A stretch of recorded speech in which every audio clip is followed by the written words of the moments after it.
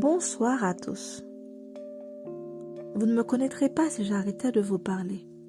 Alors je vous promets de continuer à vous parler ce soir, ce matin, ce soir ou ce matin, dépendamment de l'heure où vous écouterez ce podcast.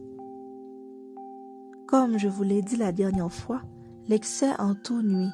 Restez sans rien faire également. Ce sera peut-être notre nouveau mot d'ordre de la semaine, ou notre nouveau mantra si vous le voulez bien. Cette formule peut avoir l'air super simple, mais elle a bel et bien tout son sens. Autrement dit, certaines pensées n'oseraient jamais traverser votre esprit si vous êtes déjà concentré à faire quelque chose, si vous êtes occupé, si vous êtes déjà submergé par le taux de stress supportable par le corps humain. Les effets du stress peuvent être bénéfiques, mais je parle d'un stress présent sur une courte période. C'est un bon allié quand il stimule le cerveau en le mettant en alerte. Et justement, grâce à cet état d'alerte, on est 100 fois moins enclin à sentir autre chose, à avoir de mauvaises pensées, des pensées du genre « Pourquoi Jacques m'a quitté? On était super bien ensemble. » Ou encore « Carole a préféré sortir avec mon meilleur ami et patati et patata. » Il y a d'autres problèmes dans la vie d'un point de vue relationnel.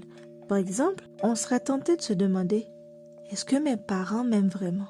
Et là, vous vous mettez à analyser leurs comportements les plus récents et ça prend de l'ampleur dans votre tête. Vous commencez à passer au crible une petite dispute du lundi dernier. Ensuite, c'est la semaine dernière. Ensuite, c'est le mois dernier. Vous devenez un agent du MI6 en moins de 2 et le mauvais stress fait son entrée. Il était 2 heures de l'après-midi quand vous avez entamé votre boulot d'enquêteur.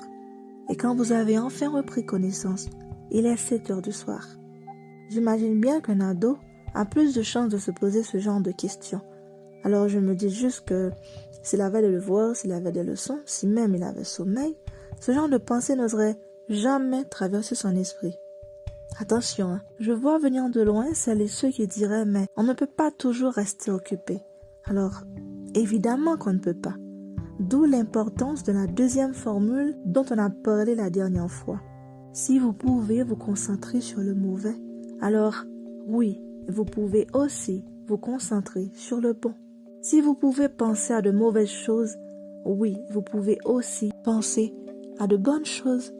Je reconnais qu'il y en a parmi vous qui a eu la vie dure, mais ne venez pas me dire qu'il ne vous est jamais rien arrivé de bon. C'est impossible. J'en conviens, peut-être, vous avez connu bien plus de mauvais moments que de bons. Niveau pourcentage, je dirais 65% de mauvais et 35% de bons. C'est juste une estimation que j'ai prise comme ça. Alors oui, difficile de voir les 35% quand les 65% vous cachent la vue. Et de là étant, 2 possibilités s'offrent à vous. Soit vous vous laissez submerger par les 65% de mauvaises pensées qui, pour le coup, auront un seul effet, enfin, beaucoup d'effets, mais réunis en 2 petits mots donneraient cercle vicieux. Soit vous allez de l'avant. En vous laissant submerger par ces pensées-là, vous serez voué à les répéter encore et encore parce que, écoutez bien, cette histoire de loi d'attraction dont je consacrerai un podcast entier existe bel et bien. Elle existe et si vous ne faites que penser à vos mots, à votre passé rempli de mauvais souvenirs, je ne vais pas dire désastreux même si je sais que vous oseriez, eh bien, vous allez répéter les mêmes actions et vous continuerez d'être une personne amère, accumulant les déboires de la vie. Ou bien vous optez pour la deuxième opportunité. Ainsi, vous pourrez changer votre vie. Vous allez de l'avant. Et je peux vous dire que c'est le plus difficile, même pour moi.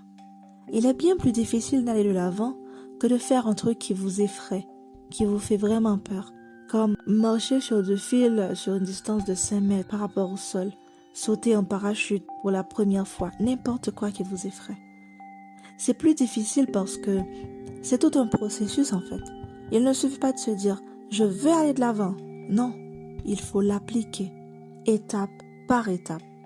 La première est d'être conscient de votre état et d'être conscient de vouloir un changement de votre vie.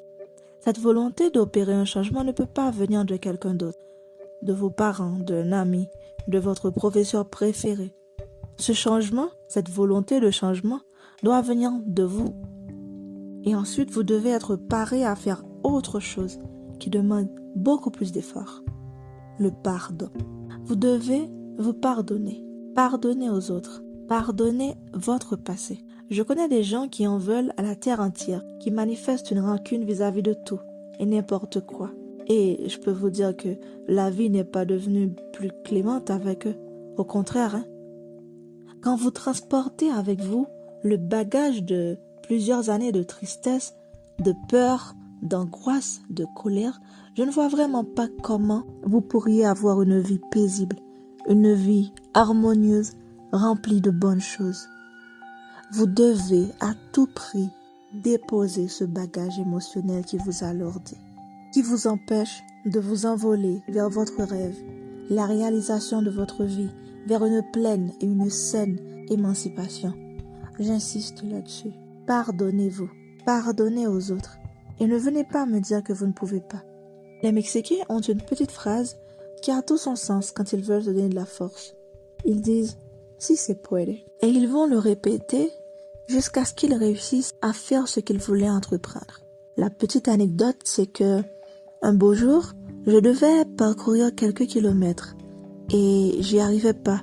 J'avais plus le souffle, j'arrivais plus à respirer. Alors, on a formé une chaîne et ils étaient là genre si se puede, si se puede, si se puede.